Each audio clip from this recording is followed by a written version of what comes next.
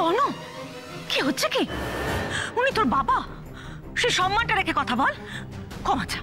ক্ষমা চা ওনার কাছে। আমি কোনোদিন কারোর কাছে ক্ষমা চাইনি, আজও চাইবো না। আজ চাইবি? থাক রঞ্জনা, ওকে জোর করো। আপনি একদম চুপ করে থাকবেন। আপনি আমার হয়ে একটাও সাফাই গাইবেন না। আর মা, আমি আমার স্বীকৃতির জন্য কোনো দয়া দাক্ষিণে ওনার কাছ থেকে চাইনি, ক্ষমাও চাইবো না আমি। কোন এই শিক্ষা দিয়েছে আমি তোকে? রঞ্জনা, কেন ওকে জোর করছো? যে অন্যায় অবিচার আমি ওর প্রতি করেছি তার জন্য তো ওরা আমার উপর রাগ অভিমান। রাগ অভিমান কাছের মানুষদের উপরে হয়, অপরিচিতদের উপরে নয়।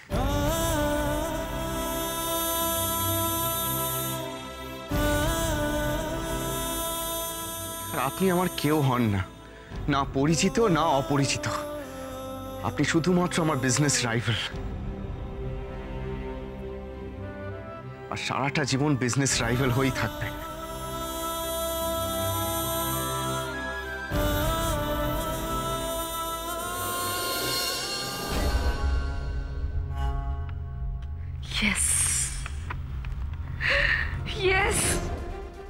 কর্ণ রায় সই করা কাগজ এখন আমাদের হাতে ভাইয়া। আরে আস্তে, হ্যাঁ কিচ্ছু আমাদের হাতে থাকবে না তো চিৎকার চেঁচামেচি করলে। এটা রাখো। কেন? কারণ আমাদের তো এখন জোরে কথা বলার সময়, আর বাকিদের সবার নরম স্বরে কথা বলার সময়। এই আয় রে ডাকি। দানপত্রের কাগজটা কোথায়? নেই। নেই মানে? কিছু নেই, এরকম করলে কিচ্ছু নেই। কথা শুনবে তো আগে বলো। ওকে, ভালো মেয়ের মতো চুপ করে দাঁড়াও। এটাকে বলে দানপত্রের কাগজ, লিগাল কাগজ। স্ট্যাম্প মারা আছে, অশস্তম্ভ রয়েছে। এটার মানে কি জানো? জানো না তো? এটার মানে হচ্ছে কর্ণ রায়, মানে সইটা বাকি আছে এখানে, সইটা যদি কর্ণ রায়ের পড়ে তাহলে এটা অথেন্টিক হবে। এটার মানে হচ্ছে কর্ণ রায় ঘোড়াদের কোম্পানি আর তার ভাগের যে 60% সেটাই আমাদের না দান করে দিল। ভাবা যায়? মানে আমি না ভাবতে পারছি না, তুই ভাব কাল থেকে আমি রাজা হয়ে গেলাম। কতগুলো রানী হবে আমি তাই ভাবছি। মানে ধর বিন্দি, পলা, পিয়ালি, তারপর। হ্যাঁ থাম ভাইয়া, তুই কর্ণ রায়ের সইটা নকল করতে পারবি তো? Never underestimate the power of Rick Chowdhury. সই তো একটা ট্রাই কেন করে দিচ্ছি সই। ওই কাগজটা দাও, চেষ্টা না আমি করে দেখাচ্ছি। একটা সই তো, এমন কি ব্যাপার? এই তো করেছি, কত প্র্যাকটিস করলাম। এক সই মুঝে ভি দিলা দে। পেন কই? পেন কোথায় আছে? Bless me.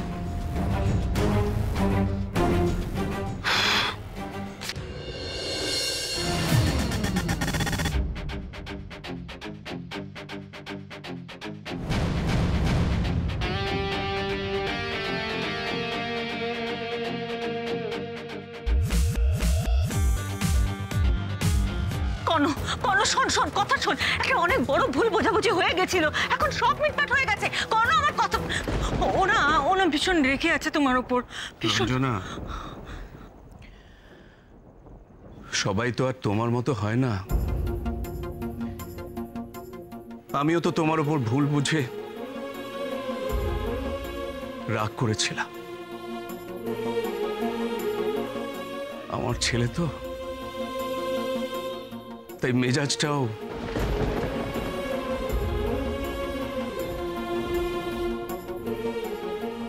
মণিমা, তুমি বসো, আমি স্যারকে দেখছি।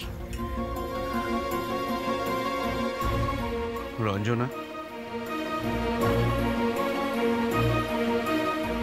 এই বিন্দি কি, সৃষ্টি কি আমার কর্ণকে? ওই তো কর্ণকে আগলে রেখেছে। ব্যাস, এই দুটিতে বিয়ে দিয়ে দিলে আমি মুক্ত, আমার সব দায়িত্ব শেষ।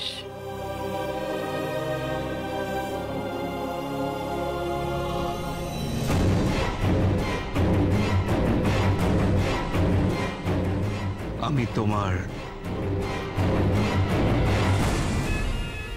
বাবা, আমি তোমার কাছে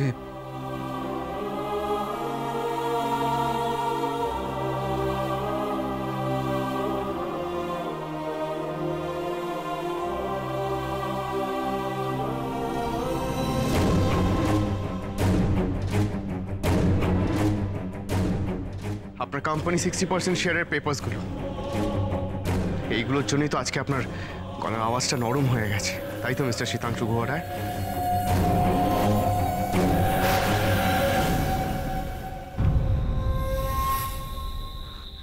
স্যার, স্যার আপনি জানেন আজ কি হয়েছে? কেন বর্দা আপনাকে, কেন শীতাংশু গুহ রায় আপনাকে ছেলে বলে মেনে নিয়েছে? স্যার, আজ ওনার জন্মদিনের পার্টিতে সবটা পরিষ্কার হয়ে গেছে। আপনি তো মণিমাকে কিছু বলতেই দিলেন না। আপনি জানেন ওনার স্ত্রী মানে সীমন্তিনী গুহ রায় একটা লোককে দিয়ে মিথ্যে বলিয়ে মণিমা আর শীতাংশু গুহ রায়ের মধ্যে সমস্যা তৈরি করিয়েছিলেন কত বছর আগেও। আর হ্যাঁ স্যার, মণিমার আজ এই অবস্থার জন্য শীতাংশু গুহ রায় বা মণিমা দুজনের কেউই দায়ী নয়। ওনারা দুজনেই পরিস্থিতির শিকার। যে মিথ্যে বলেছিল, কেন মিথ্যে বলেছিল? টাকার বিনিময়ে। লোকটা বলেছিল তার সাথে নাকি মণিমায়ের বিয়ে ঠিক হয়ে গেছে। ইনফ্যাক্ট কিছুদিন আগেও লোকটা বলেছে আপনি নাকি ওনার সন্তান। হোয়াট? ইয়েস স্যার, অমিয় দত্ত, সেই যে নাগবাগান লেনে বাড়ি। উনি? হ্যাঁ, তবে স্যার এখন তো সবটা সবার সামনে পরিষ্কার হয়ে গেছে। আর শীতাংশু গুহ রায় যখন সবটা জেনে শুনে আপনাকে ছেলে বলে মেনে নিতে চাইছেন, তখন আপনি আমার কি করা উচিত? ওনাকে ভগবানের আসনে বসানো উচিত? কেন? উনি তার মাকে ভালোবেসেছিলেন, তাই তো? আর যে কেউ এসে মায়ের সম্পর্কে মিথ্যে কথা বলে গেল আর উনি বিশ্বাস করে নিলেন? এরকম মেরুদণ্ডহীন মানুষ আমার বাবা হতে পারে না। স্যার প্লিজ এইভাবে বলবেন না। দেখুন কত পরিস্থিতিতে মানুষকে কত রকম ভুল বুঝতে হয়, আপনি সেটা জানেন? না, জানি না। মানুষরা তখনই ভুল বোঝে যখন কেউ পরিষ্কার করে কথা বলে না। আর আপনি, আপনারও তো একটা অতীত আছে, আগে একটা বিয়েও আছে। আপনি আমাকে পরিষ্কার করে বলেছেন যে আপনি আপনার অতীতটা ভুলে যেতে চান। আমি আপনাকে বিশ্বাস করি, তার জন্য আপনার আমার মধ্যে কোনো ভুল বোঝাবুঝি নেই। আর এতটাই বিশ্বাস করি যে ওই ভবানী ঘরের ঘটনাটার, অফিসের ঘটনার পরেও আমি আপনাকে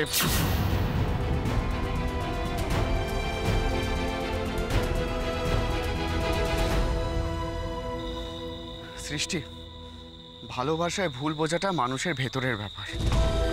আমারও মনে অনেক রকম প্রশ্ন এসছে, কিন্তু কখনো সেটা বদর করেনি। যে কোনো সম্পর্ক না বিশ্বাসের জোরে থাকে, শুধুই বিশ্বাসের জোরে।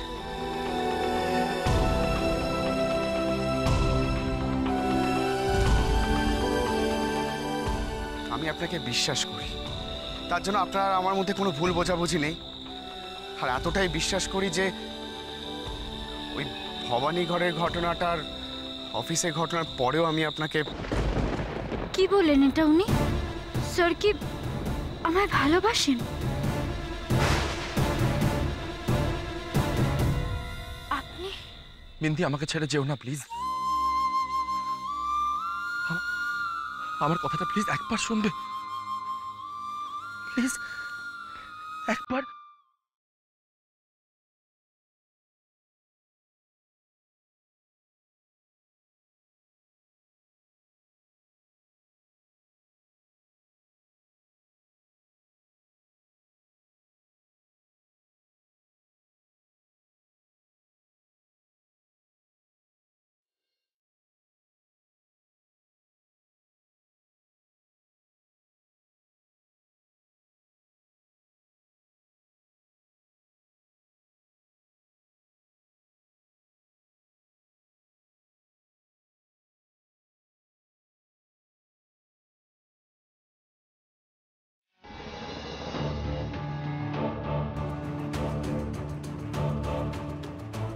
না না, আর অস্বীকার করার জায়গা নেই।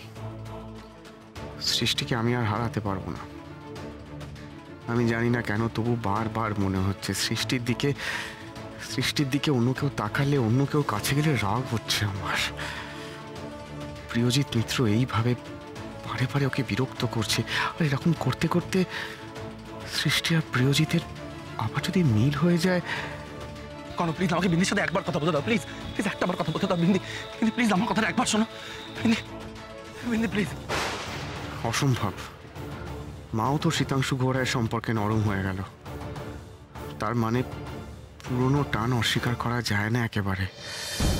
না না, সৃষ্টি নরম হয়ে যাওয়ার আগে আমাকে কিছু একটা পাকাপাকি ব্যবস্থা করতে হবে। বিন্দি, আমায় আরেকবার বিশ্বাস করতে পারবে? না হয় শেষবারের মতো একবার।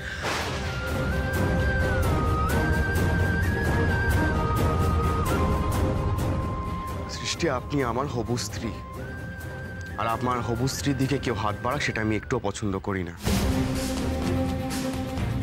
সেটা আপনার প্রাক্তন স্বামীই হোক না কেন। আর আপনি যদি না পারেন তাহলে আমি আবার বুঝিয়ে দেবো যে ওনার লিমিটেশনটা কত দূর। আমার হাত ধরতে কি অসুবিধা তোমার? ভয় পাও? আমাকে ভয় পাও তুমি?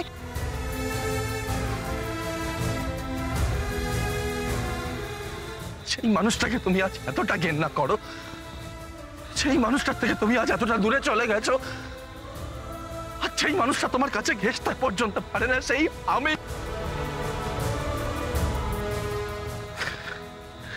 আমি ইচ্ছে করে তোমায় ছেড়ে চলে যাইনি বিন্দি।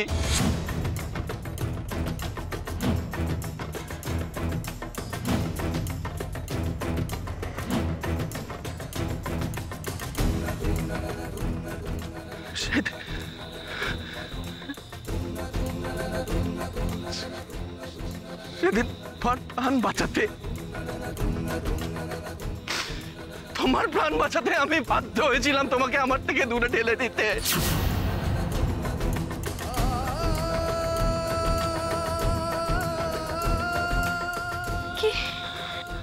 কেন জানো? কারণ সেই রাতে আমি যদি সেটা না করতাম তাহলে টিয়ার লোকেরা তোমাকে শেষ করে ফেলতো। দেখো জিৎ, তোমার কাছে কিন্তু আর বেশি সময় নেই। বিন্দিকে বলো এখান থেকে চলে যেতে। ও তো দেখছি তোমার কথা বিশ্বাসই করতে চাইছে না। ও যদি এখান থেকে না যায়, তোমাদের সামনে ওই কালো গাড়িটা দেখতে পাচ্ছ? গুলিটা বিন্দির কপাল ফুঁড়ে বেরিয়ে যাবে।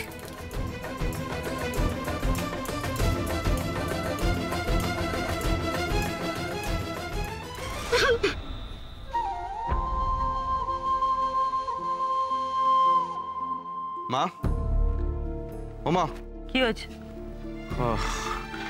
আমার আর সৃষ্টির তাড়াতাড়ি বিয়ের ব্যবস্থা করো মা।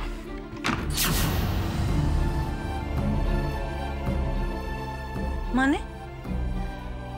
কাল ফার্স্ট ফ্লাইটেই বম্বে যাব তোমার চিকিৎসার জন্য, আর ফিরে এসেই বিয়েটা করবো মা।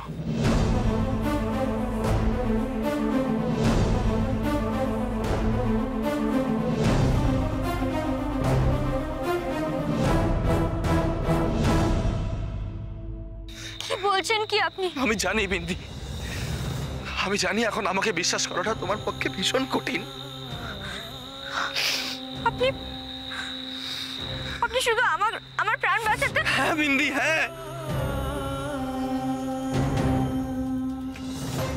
বিশ্বাস করো সে রাতে আমি যা বলেছিলাম একটাও মন থেকে বলিনি। টিয়াকে ছাড়া আমি থাকতে পারবো না, আর তাই আমি ওকে বিয়ে করেছি।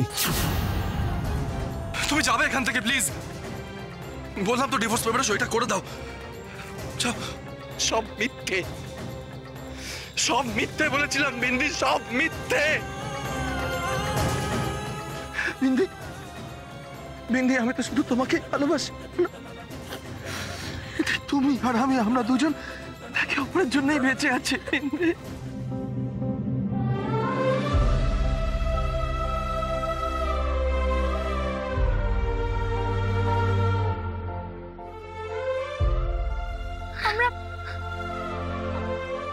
আমরা শুধু ভয়ে ভয়ে একে অপরের থেকে এতটা দূরে চলে গেলাম শহরের বাবু।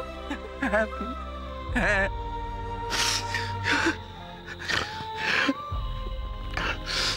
কিন্তু আজ আমি সেই মানুষটাকে তোমার সামনে এনে দাঁড় করাতে চাই বিন্দি, যার জন্য আমাদেরকে একে অপর থেকে এতটা দূরে চলে যেতে হয়েছে।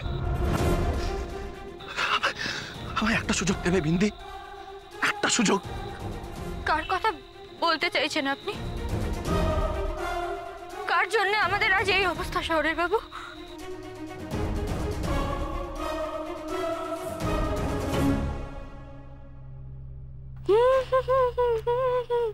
টিয়া, কি হলো? চুপ, এসো আমার সাথে। কোথায় নিয়ে যাচ্ছ তুমি আমাকে? চুপ, একটাও প্রশ্ন করবে না তুমি। এসো আমার সাথে। জিৎ, আমি যাব না। ধরা পড়ে গেলাম নাকি? তুমি আমাকে জোর করে কোথাও নিয়ে যেতে পারো না। তোমাকে বলতে হবে কোথায় নিয়ে যাচ্ছ তুমি আমাকে। সারপ্রাইজ দিতে।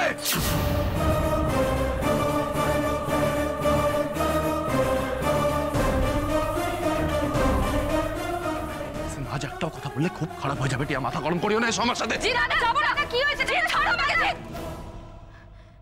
কোথায় নিয়ে গেল টিয়া দিকে দাদা? কোথায় নিয়ে গেল? জিৎ, ছাড়ো আমাকে। ছাড়ো বলছি। কি হচ্ছে সব? আজ তোমাকে সত্যির মুখোমুখি হতে হবে টিয়া। জানো বিন্দি, ওনাকে প্লিজ এখান থেকে নিয়ে যান।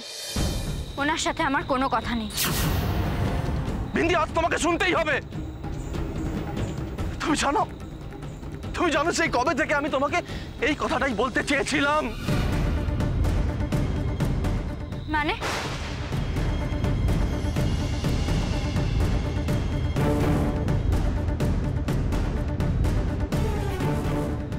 বিন্দি, তোমার মনে আছে যেদিন তুমি প্রমাণ করেছিলে যে টিয়া অন্ধ নয়, ও চোখে দেখতে পায়, ও অন্ধ সেজে অভিনয় করে আমাদের সবাইকে ঠকাচ্ছে? মনে আছে তোমার?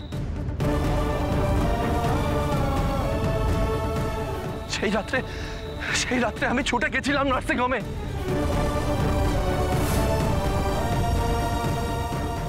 ছিলাম আমি, আর সেখানে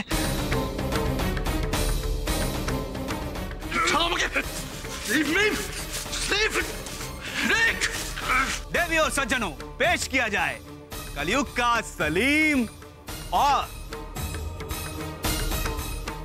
अनारकली।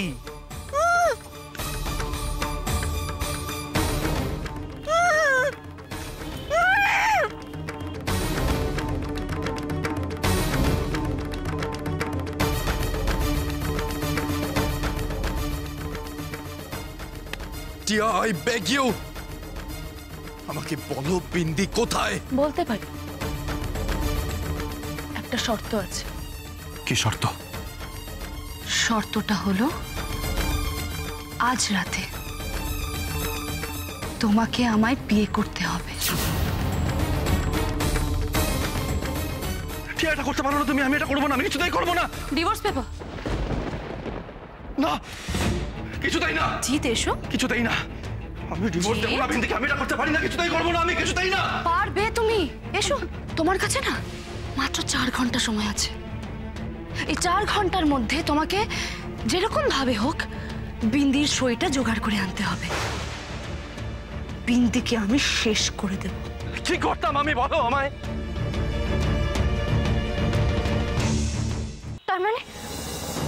তার মানে সেই জন্যই ওনার ভাই? হ্যাঁ বিন্দি, হ্যাঁ, সেই জন্যই রিক তোমার সামনে দেওয়াল তুলে দিয়ে তোমাকে মেরে ফেলার চেষ্টা করছিল। দেখো, তুমি ওই হাত দিয়ে আমাকে থাপ্পড় মেরে বাড়ি থেকে বের করে দিয়েছে। কি হলো এখন? তোমার হাতগুলো বাঁধা, আমার হাত দেখো খালি। এখন এই হাত দিয়ে তোমাকে আমাকে কবর দিতে হবে, জ্যান্ত কবর। যাও, একটু পরেই তোমার মুক্তি হয়ে যাবে, বুঝলে?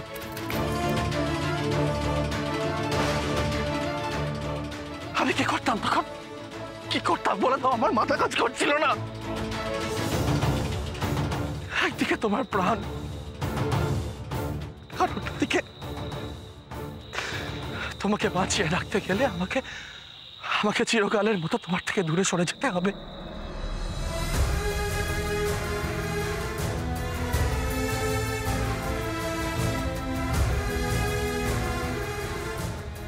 আমি তোমার প্রাণটা বেছে নিলাম।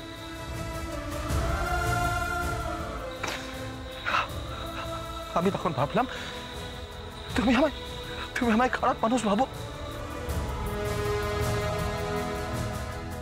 আমায় ঘেন্না করো, আমার থেকে দূরে চলে যাও, অন্তত অন্তত আমার বিন্দিকে এই পৃথিবী ছেড়ে তো চলে যেতে হবে না।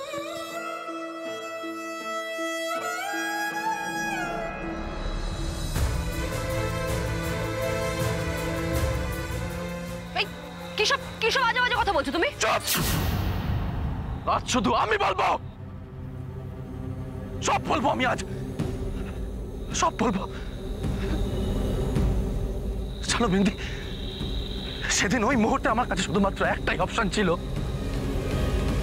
সেটা হচ্ছে যেভাবে হোক তোমাকে বাঁচিয়ে রাখা।